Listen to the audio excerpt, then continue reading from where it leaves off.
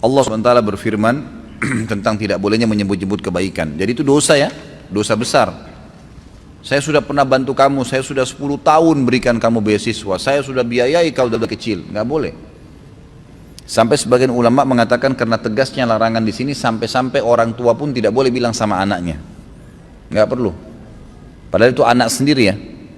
Apalagi kalau dibalik, anak bilang ke orang tuanya atau saudara bilang sama saudaranya, itu nggak boleh sama sekali. Kata Allah SWT, Allah menjelaskan dalam Al-Baqarah 264 penyebab dibatalkannya pahala bagi orang yang pernah bersedekah karena menyebut-nyebutnya.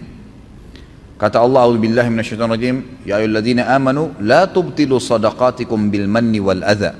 Al-ayah. Hai orang-orang yang beriman, jangan sampai kalian menghilangkan pahala sedekah kalian dengan menyebut-nyebutnya dan menyakiti perasaan si penerima.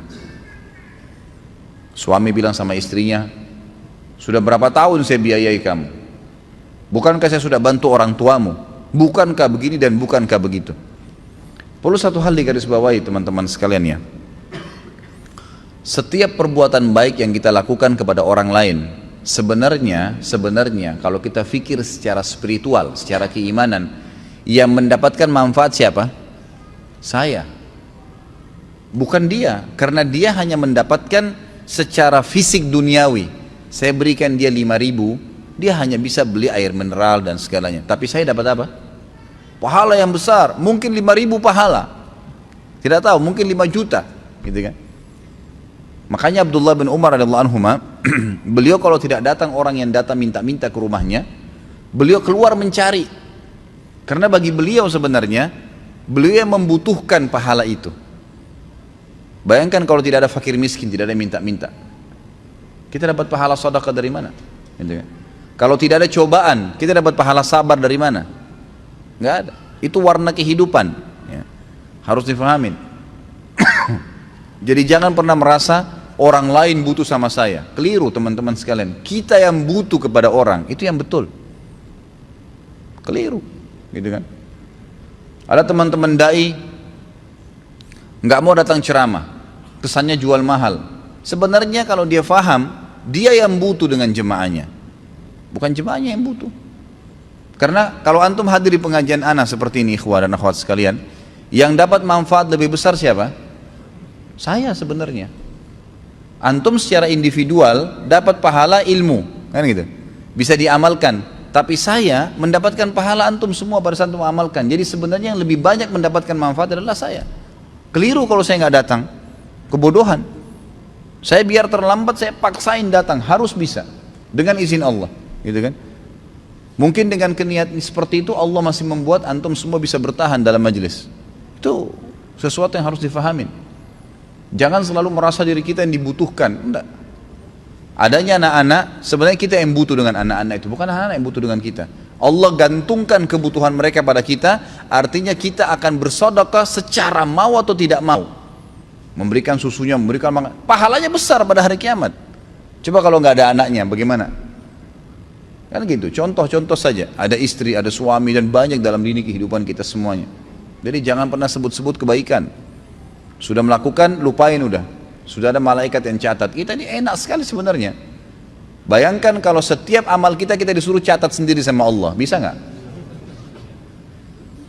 Udah ada bodyguardnya, catat, tidak pernah tidur Raqib dan Atid. Bahkan mulianya Allah SWT menyebutkan, atau Nabi SAW menyebutkan dalam sebuah hadis, kalau seorang hamba melakukan perbuatan dosa, maka Raqib akan berkata kepada Atid, jangan kau catat dulu, mungkin dia bertobat sebelum malam. Masih saling diingat ini, jangan dulu catat, mungkin dia taubat. Kalau sampai menginap, nggak taubat dari dosanya, baru dicatat dalam buku amalnya. Seperti itu. Jadi kita sudah sangat dimanjakan sama Allah SWT. Ada pencatatnya, tinggal berbuat saja. Mau berapa jumlahnya, malaikat sudah ahli, nggak pakai kalkulator nyatet. Kata Nabi SAW di dalam hadis yang sahih, ini Saya tahu mungkin orang tua angkat antum tidak hadir ya, tapi mungkin bisa disampaikan ke beliau. Mungkin satu waktu Allahu alam Allah buka hidayah, dia bisa mendengarkan ceramah kita ini melalui YouTube, mungkin dia bisa tersentuh hatinya, kita nggak tahu. Kita doakan. Tapi semua yang hadir di sini bisa ambil pelajaran, tidak boleh sebut-sebut kebaikan. Perhatikan ancaman yang sangat tegas bagi orang yang nyebut-nyebut kebaikannya. Thalathatun la yukallimuhumullahu wa la yanzuru ilaihim yaumal qiyamati wa la yuzakkihim wa lahum adzabun alim. Al-musbilu izarah wal mannanu wal munfiqu sil'atahu bil halfil kadhib. Ada 3 golongan yang mana Allah tidak akan berbicara kepada mereka pada hari kiamat. Ini sudah pernah saya kasih contoh ya. Kalau kita diundang oleh seseorang, misal presiden undang kita, semua orang yang diundang diajak ngomong kecuali kita sendiri. Nggak dilihat, nggak diajak ngomong. Gimana perasaannya? Semua orang ditanya kabarnya, dari mana asalnya. Ini lewat depan kita nggak ditanya. Nggak diajak ngomong sama sekali. Padahal semuanya diundang. Pasti ada perasaan yang tidak nyaman. Ini cuma contoh rasional saja. Allah tidak akan ngomong sama mereka pada hari kiamat. Tidak akan melihat mereka. Dan Allah tidak akan mensucikan mereka di timbangan amal. Karena hari kiamat mungkin dosa seseorang 200, pahalanya 198. Butuh 2 atau 3 pengampunan dosa supaya bisa masuk surga. Ada orang yang Allah maafin, udah deh dihapusin 5 dosanya, udah masuk surga, selamat. Tapi ini 3 golongan ini Allah nggak bantu. Butuh setengah pahala pun Allah nggak bantu, masuk neraka dulu. Nggak dilihat, nggak ada yang ngomong, dan tidak akan disucikan di timbangan hari kiamat. Dan mereka akan mendapatkan azab yang pedih, 4 ancaman. Yang pertama, orang yang memanjangkan pakaiannya melebihi mata kaki, isbal, yang sudah pernah saya jelaskan. Dan hadis ini pernah saya jadikan hujjah atau alasan. Ada orang yang bilang, oh isbal itu kan hanya dilarang kalau sholat. Hadis ini menjelaskan bukan masalah sholat.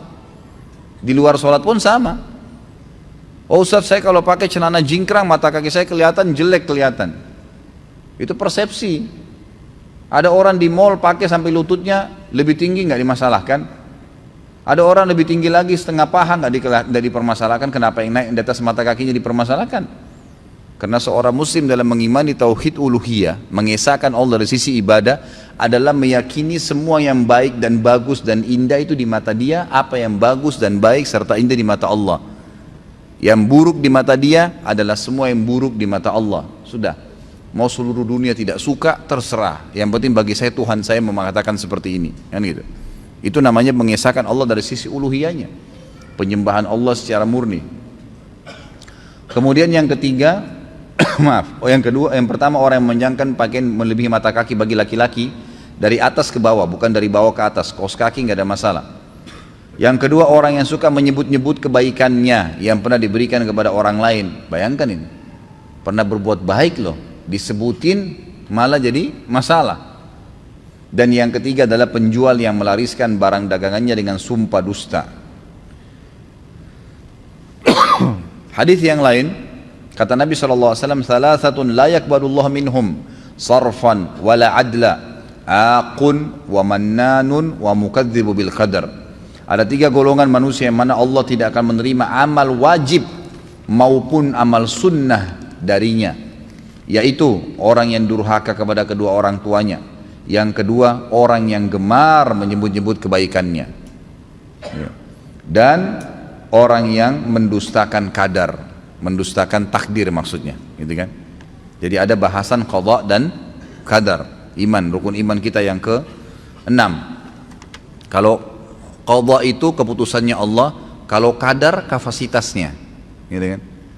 Jadi Allah SWT menciptakan semuanya, semua ini dengan qadanya Allah, keputusannya Allah, dan Allah berikan setiap qada ada kadarnya, ada kapasitas, gitu kan. Allah ciptakan lapar, ada kapasitasnya itu supaya laparnya bisa hilang, makan nasi sepiring, udah, itu kadar namanya. Orang capek, qada, keputusan Allah, ada kadarnya untuk menghilangkan capek itu. Semua punya qada dan qadar. Itu rukun iman kita, gitu kan.